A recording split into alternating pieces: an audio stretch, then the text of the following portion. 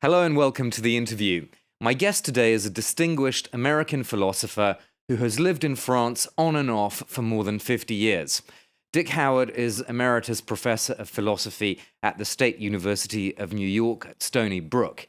And he first came to Paris in the 1960s, a time of profound change, the civil rights movement, the Vietnam War, the events of May '68 here in France, and all this has given him a particular perspective on where Donald Trump's America came from. He's recently published The Shadows of America from Kennedy to Trump, and this is a book that he wrote in French, deliberately not in English. Welcome to the program, Dick Howard. Thank you.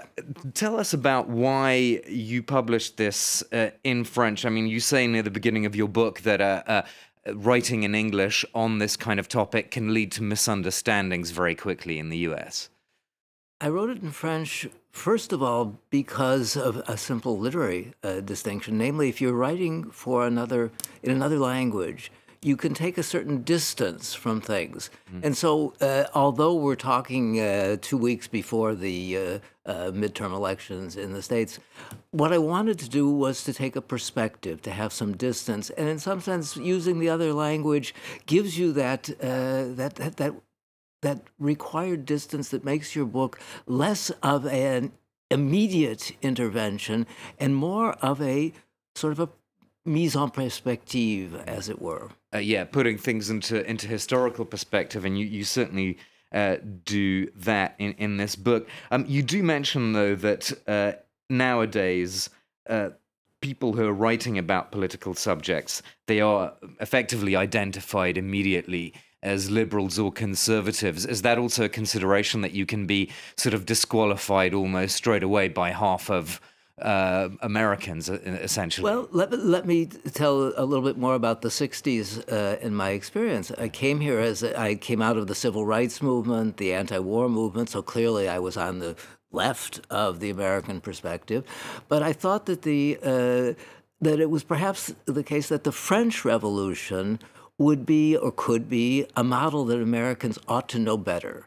And so I began as we're looking at the French Revolution, the French political traditions, and of course Marxism as well, about which I wrote several books, rather increasingly critical as I went on. And then I found that the American scene, there was no room in the American scene for this kind of French vision. And I turned to the American Revolution, which of course I'd learned about in school somewhat, but I had considered a bourgeois revolution. So talking about the 60s, I mean, you mentioned how there was that step forward in the civil rights movement in the mid-60s.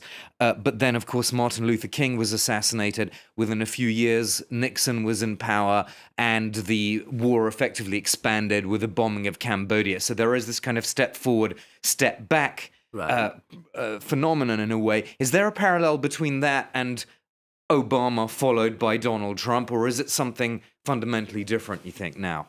I think it's something rather different.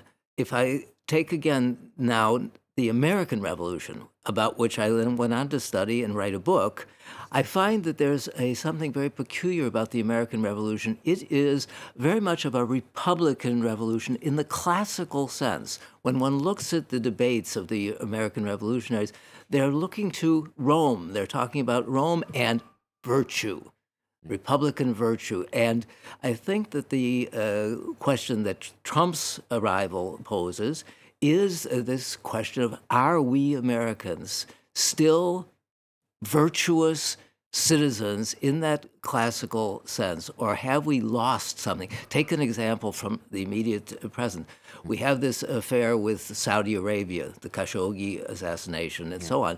And Donald Trump says to us, well, this is really very bad, but we have $110 billion in arms sales at stake. Now, granted that this figure, that, by the way, is totally made up by Mr. Trump. But leaving that aside, if you divide the number of citizens in America by $110 billion, you come up with $333.33. Are we Americans so materialistic? Have we lost our sense of citizenship that we're willing for $333 to give up everything? So what does that bode for the midterm elections? Do you see those elections? I know it's too early because we don't have the results, but do you see any signs of a return to some sort of virtue, or do you think that those elections are sort of shaping up to be a continuation of Trumpism? Or the third option, because you've got a faction within the Democratic Party that's doing what they call base organizing. You've seen this popularity of the word socialism all of a sudden reappearing.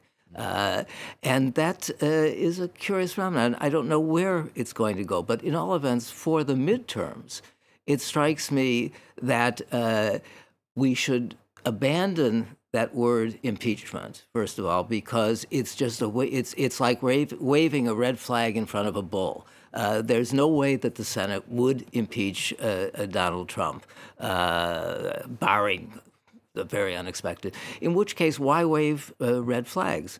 Why not look at how one can build some sort of political movement?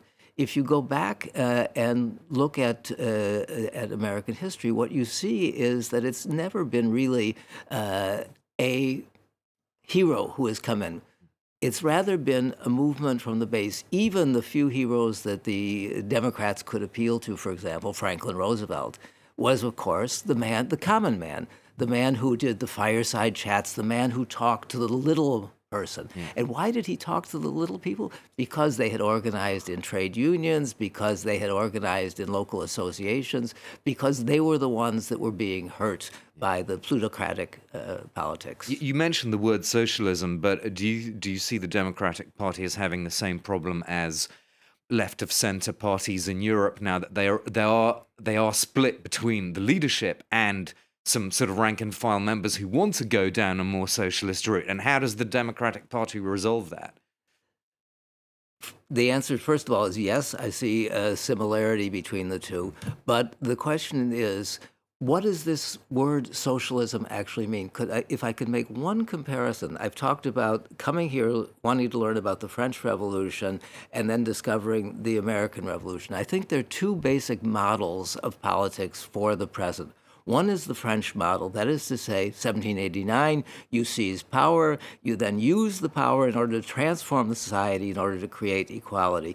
American model, on the contrary, you have a movement from the base, you have this revolution that takes place, liberating from the colonial bondage of Great Britain and so on, and then you build a constitution so that you have a republic, whose institutions, separation of powers and so on, freedom of the press, freedom of assembly, those institutions make possible the democracy. And so the question would be, how can we reclaim the Republican framework in a way that it guarantees this democracy? And here's where Donald Trump becomes a problem, because Donald Trump, if there's one thing that characterizes him, it's a kind of a populistic appeal that has no respect for institutions, no respect for the separation of powers, no respect in the last resort for the Constitution. And that's the big danger. And that's where, if the American citizens don't mobilize, not for socialism, if they don't mobilize simply for the rights of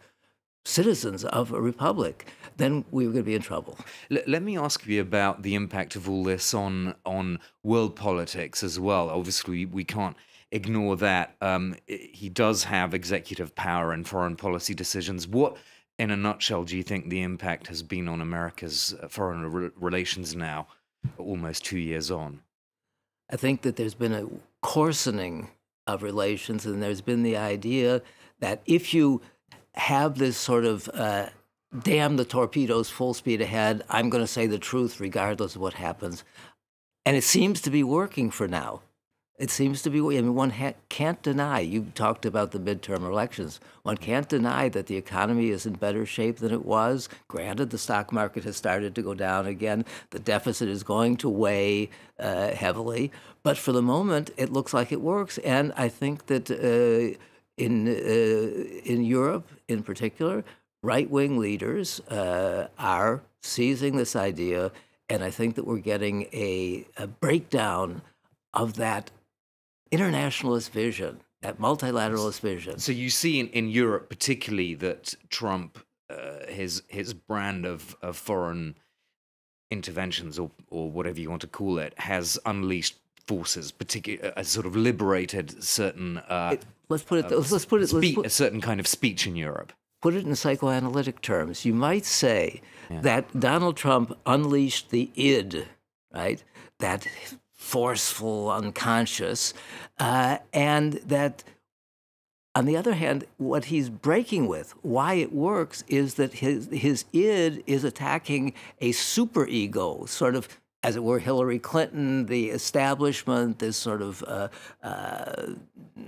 law-abiding element. And the question is, between the id and the superego, you've got this level of consciousness, and for the moment, the American populace and the European populace seems to be unsure whether it really wants to let it all hang out, as they say, so the id, or, on the other hand, if it feels this need for repression. For example, why is immigration such a problem? Well, because we need that superego. We need law in order to create a framework.